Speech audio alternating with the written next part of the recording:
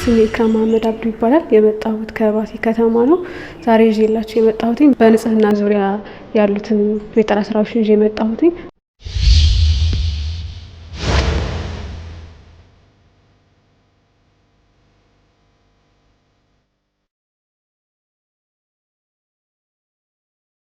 ይህ ፕሮግራም አዘጋጅታችሁ እዚህ ስለጋበዛችሁን በእኔና በተወዳዳሪዎች ስም ማመስገን እፈልጋለሁ።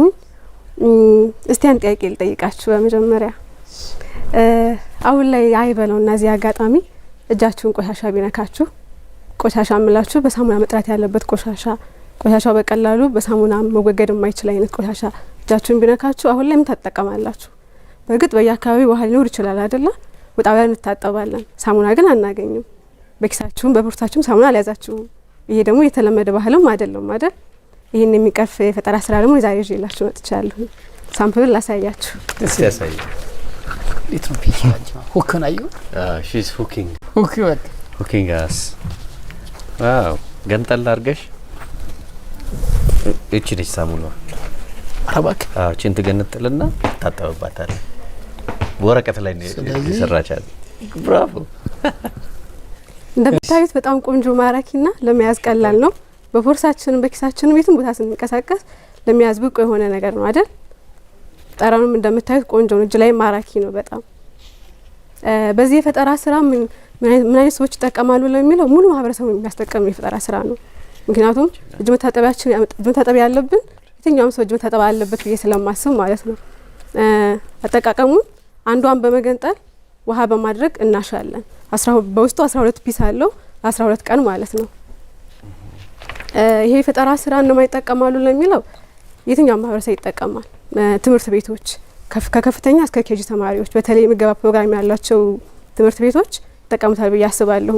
ምክንያቱም በጋራ ሳሙና በመጠቀምበት ሰዓት በእጅ የሚተላለፉ ብዙ በሽታዎች አሉ አይደል?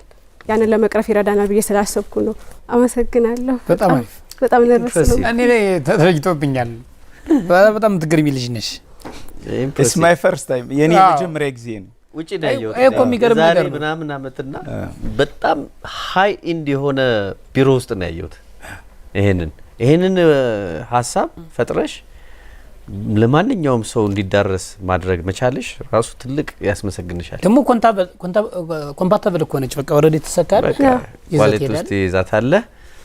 አሁን እኔ በቃ ለኔ ኢምፕሬሲቭ ማድረግ ያለብሽ ያው አንቺ ሁሉንም አታመርቹ ሊመረት በሚችል መልኩ ፕሪንቲንጉን ምኑን ብታረጊው ኤክስፖርት ሁሉ ኤርፖርት ሁሉ የተለያየ ቦታ ሊገባል። የተለያዩ ድርጅቶች በብራንዳቸው ስም በማሳተም ትምህርት ቤቶች፣ ሆቴሎች በፍለጉት ብራታቸው ብራንድ አሳትመን እንዲጠቀሙት እናደርጋለን። መሸጥ ጀምረሻል? አዎ 1-3 ወር ሆኖኛል። ሰዎችን አስጎብኝቻለሁ፣ አሳይቻለሁ። ባለፈው ባቲ ላይ በተካሄደው ባዛር ላይ አቅርቤው ነበር። ሰዎችን በጣም ወደውታል። ለዛም ነው የሚቀርብኩት ዛሬ 10 ብር ነው ዋጋው። ኪስ የማይጎዳ 10 ብር ነው። ያዋጣሽ 10 ብር ለ12 ቀን ተጣጣቢበታለሽ ማለት ነው። ኦ ናይስ። ስንት ብር ነው የጠየቅሽው? አሁን ይሄን ከ700 እስከ 800 ሺህ ነው። እሺ የጠየቅኩትኝ እንትን የትኛው ላይ ታርፊያለሽ? እስከ 8 በሚለው ምንድነው የምታረጊበት? መጀመሪያ ከምጠቀመው የመጻት ኃይሉ ከፍተኛ በሆነ ፈሳሽን እንዲሁም የተለያዩ ፐርፊውሞችን ለሽታ በመቀላቀል በቀላሉ የምናገኛቸው ወረቀቶችን ነክሬ በማድረግ በፈለጉት ቅርጽና መጠን ቆራርጬ እንደዚህ ያቀርባለሁ። ኩለዛና 800 ሺህ ብር ለምን አስፈልገው?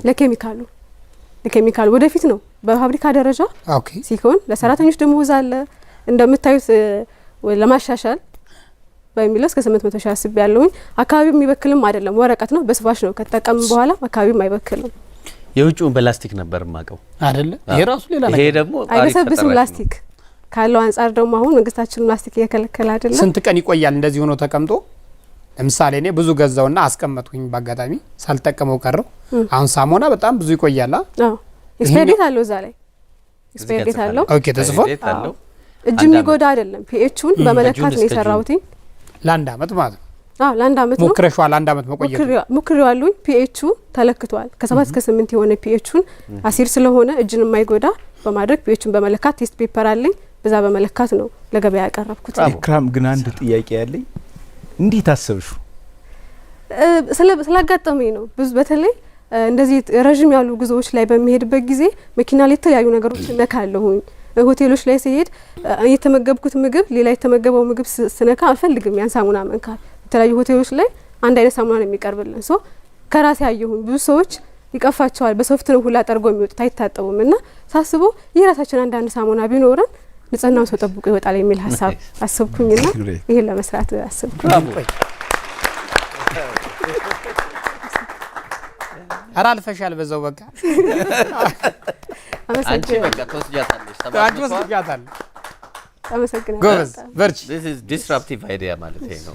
ነገ ግን ቢዝነስ ሆኖ እንድናገኘው እንፈልጋለን። እኔ እንኳን መስጠት አልፈልግም፣ መውሰድ ፈልጋለሁ። ይጨምርልክ። ኧረ አንድ በቀኝ ለእሱ አንድ ስጪው ባቲ ወስደናል። በየሁለት ወሩ ስለሚመጣ ማየት እፈልጋለሁ። እሱ ቀጥታ መጥቶ ያይሻል። እሺ አመሰግናለሁ።